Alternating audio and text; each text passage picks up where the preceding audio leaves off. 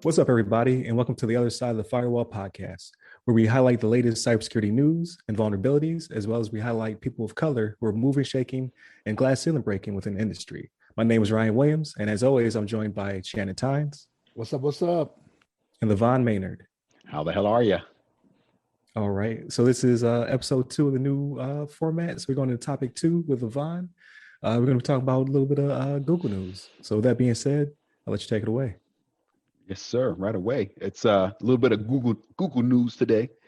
So we got a little post from the threat post. Is the threatpost.com is the website, and it's from Elizabeth. Let's see, I'm messing with his last name, Montalbano,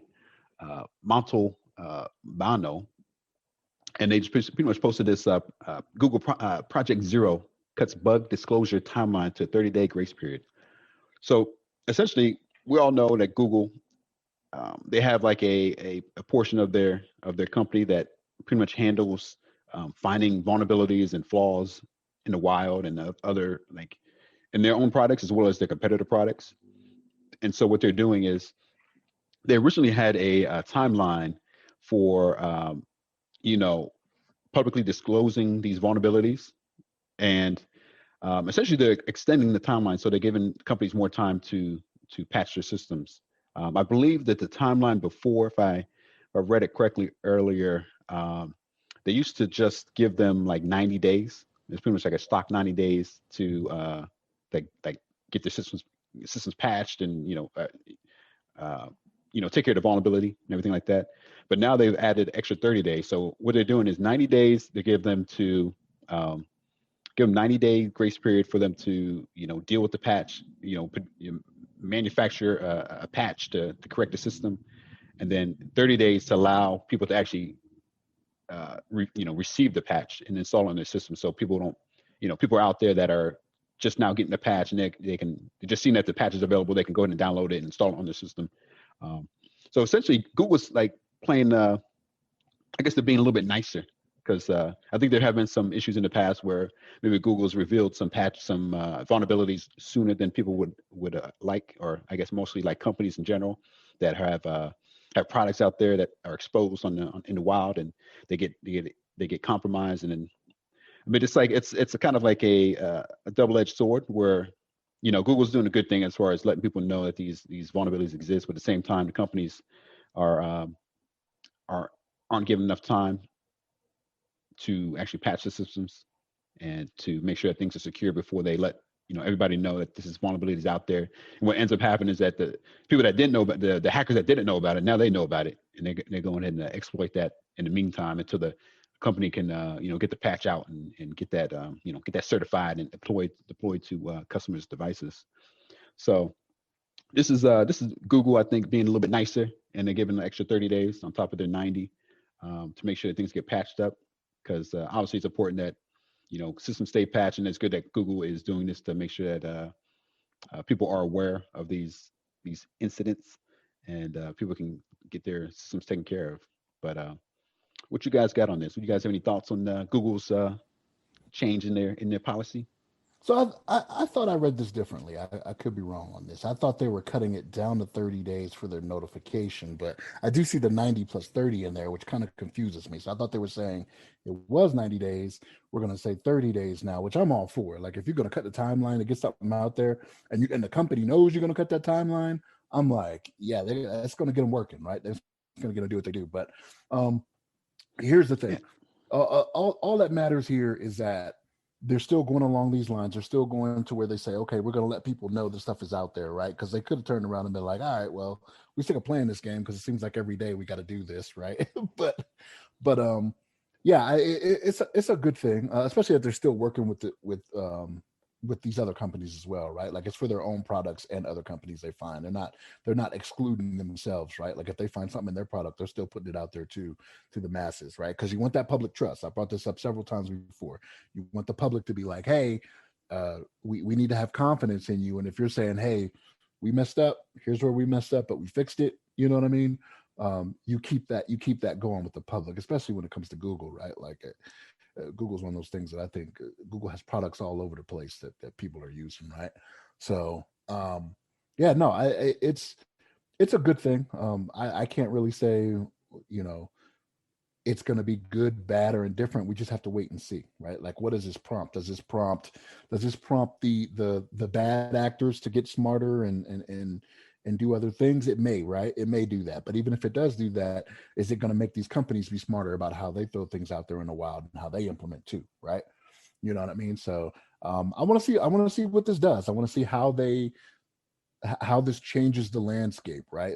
This could scare some of these bad actors off. They're like, well, there's no point in doing it now, right? Because it's going to be out there sooner rather than later. But I don't know. We'll see. What about you, Ryan? There we go. I was muted. Uh, so I was a little confused too. So I think I got a third interpretation. Yeah, and Uh, I'm reading. It's like it's really confusing to me too. But yeah. what you think about it, Ryan? So I think originally you had 90 days, cradle to grave. Like, hey, we found it. We get 90 days before we tell the world. I think now we get 90 days to basically create the vaccine, and we give you 30 days to distribute it before we start telling people that there's something out there. But I don't think they have to necessarily wait 120. Like if I give you the 90 days, you do it in 30, I give you another 30 to get it out there. I think so 90 max, you get 90 days period. And then I won't snitch for another 30 to let you get it through the pipeline. And but if you get it done sooner, I still give you 30 days to get it out there to the world. I think that's the way it is. That might make sense because I was reading later on in the article, they mentioned a 7-day timeline on one, and they were like, well, if you do it in 3, right? Yeah. So maybe that's right with it. Yeah, because I think before it was a hard line, like 90 days period. I don't care if you get it right on day 85, we snitching on day 90. Right. And I think it's also like you mentioned though, it's like if in the 90 days, if you don't even develop a patch, that they're just gonna let the world know at the end of the 90 days. If there's no patch available, then so what? I'm just gonna tell everybody that this is out there, and they're gonna have to do whatever they can to try to mitigate it themselves.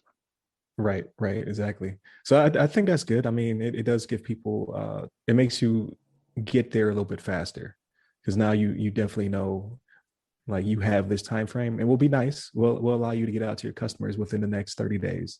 Because if you're like me, I don't like when I initially get the prompt, it's always the most inconvenient time to patch my phone. So I'm like, okay, I'll patch it tonight, as opposed to any time today. You're not getting my phone today. So the attacker has like 7 hours to get me before I'm going to plug this thing in and let you update. So I guess I can see it taking a little bit of time to get out to the masses. So that's good to give them time. I'm a little concerned about who's watching the watchers.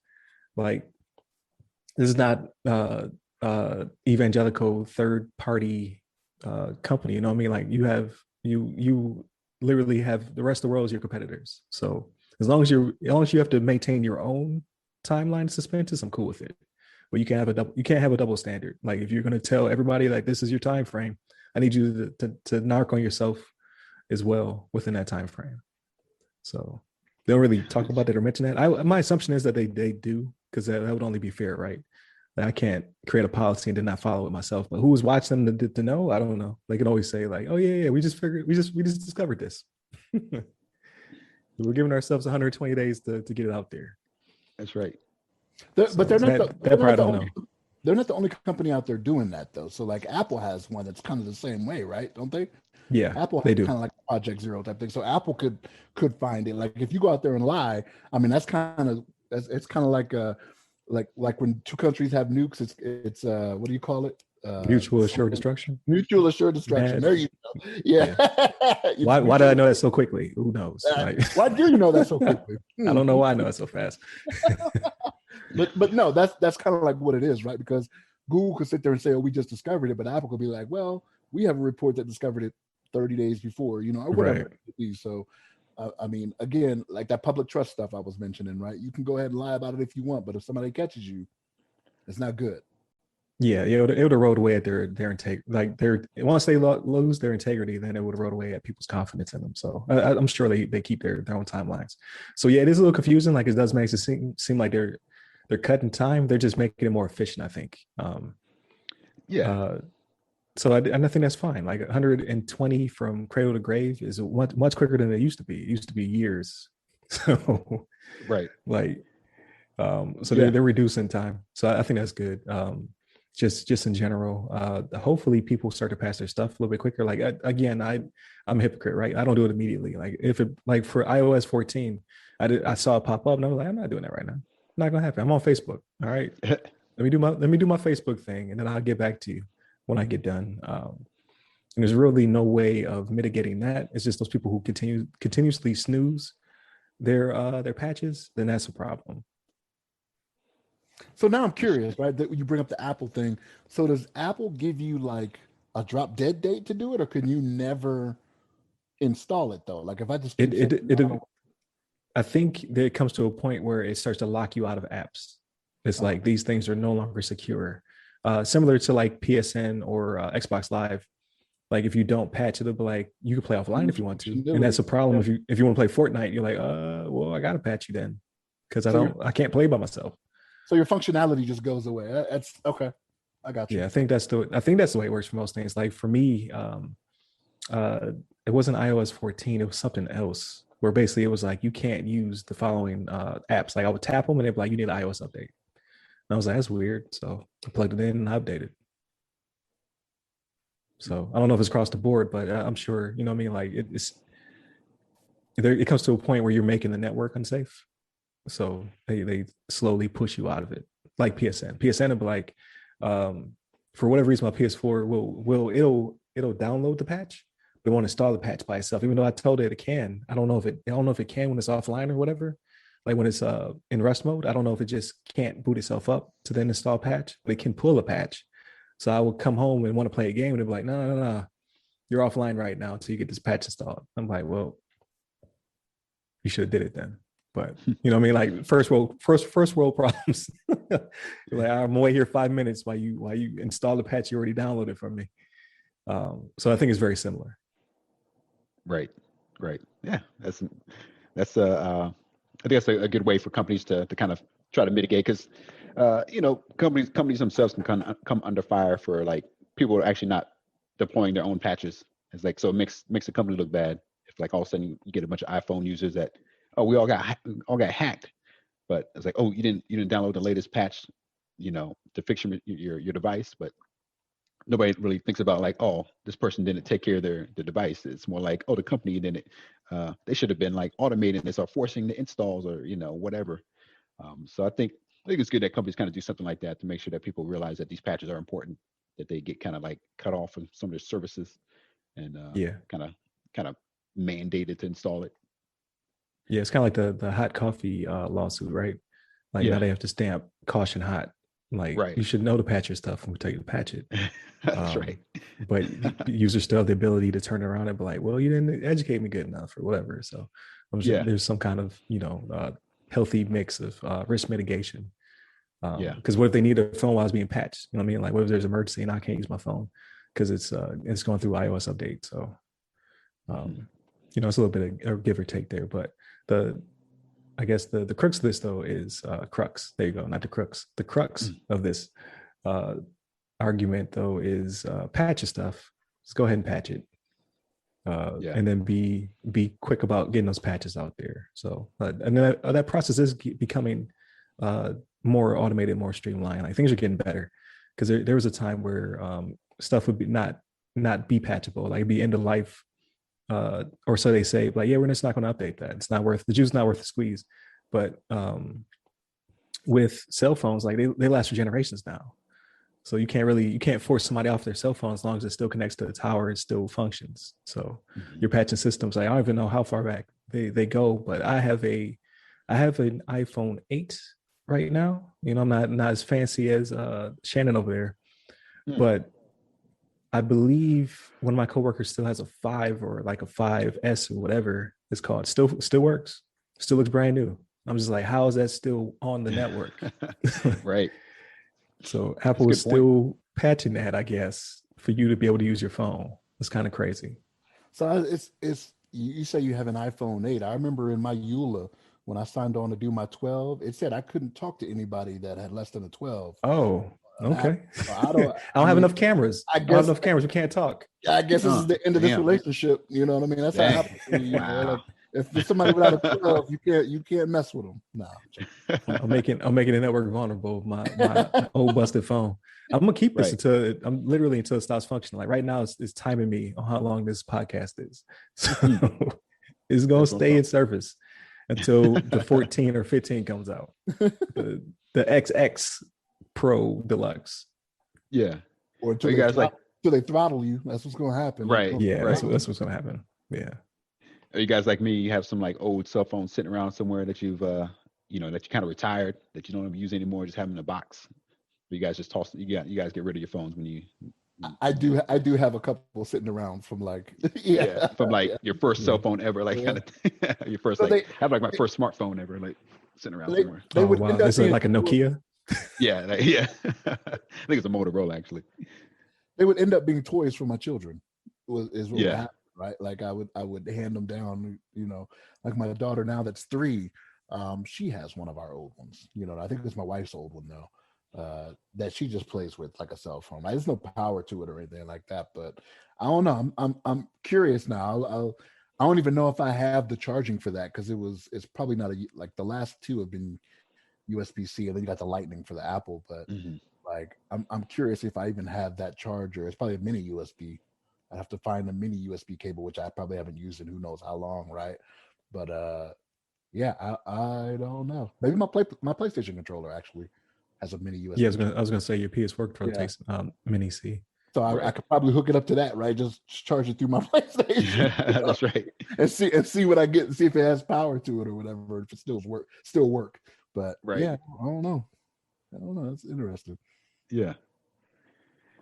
And one thing I wanted to say real quick too, just kind of closing out this topic too, that we're talking about Google and their Project Zero. I noticed at the end of the article when I read it the first time, but that they're actually planning on shortening the 90-day disclosure deadline in the near future. So they say to reduce the time it takes to patch flaws as well as speed up the patch adoption over the coming years. So something people got to be on the lookout for, especially if like companies are listening to our podcast or listening to the watching the show, that that they're making sure to get these things patched as soon as possible, get to a habit of patching it, within 90 days, below 90 days, like 60 days, probably, that's probably what they're going to drop down to. So never get lazy about that. You just got to make sure you stay on top of these patches, make sure they're available to the customers as soon as possible. I think with the advent of technology, it'll be one of those things where that's reasonable anyway, right? Like the way technology is going, that it'll be to a point where if it's taking you 90 days, that's way too long. With right. So yeah, when you think about it, it seems like a long time to be waiting for a patch. Like that gives all these hackers the what do they call them? The hackers that have the countries backing, like Russia and China. They give them plenty of time to exploit these. Yeah, that's right. Yeah, give them plenty of time to exploit these vulnerabilities before they get patched within 90 days. So hopefully they can do it like quicker. Maybe like a week or 2 weeks that this patch is available before it gets disclosed. But yeah. Yeah, absolutely. I also agree. Well, I'm also now on that side of the house, so I agree in knowing I don't have to do the work. So I identify things. I'm like, that's wrong and busted. Then I just leave it for you to figure out. That's how I live my life. It's great. I love it. So now, Ryan, for now. For now. That is very true. That could change. Hey, look, you ain't getting all this education and studying and certificates, to not possibly be on that side of things. I'm just letting you know. That's true. Don't like, was it at the Talladega Nights? Don't wish that on me, Ricky Bobby. Don't put that evil on me. But with that being said, really good conversation. Shout out to my co-hosts, always making it entertaining, LeVon and Shannon. Shout out to the audience for listening. We appreciate your patronage. Not on Patreon, by the way, that no longer exists, but just in general, for you listening to the show and what have you. Please hit us up at the website, www.theothersideofthefirewall.com, where you can get to our social media, such as the Facebook group. You can reach out to me personally. You can find me on Twitter, LinkedIn, Clubhouse, IG, and TikTok. And LeVon? Hit me up on the Twitters at LeVon Maynard. There it is. So please like, share, subscribe. hit whatever notification thing you need to do, such as the bell on YouTube. But stay tuned. We got more coming. Next episode is, I'm not going to say that because I might do them in the wrong order. So stay tuned. That's right. Peace. That's right. Take care, everyone.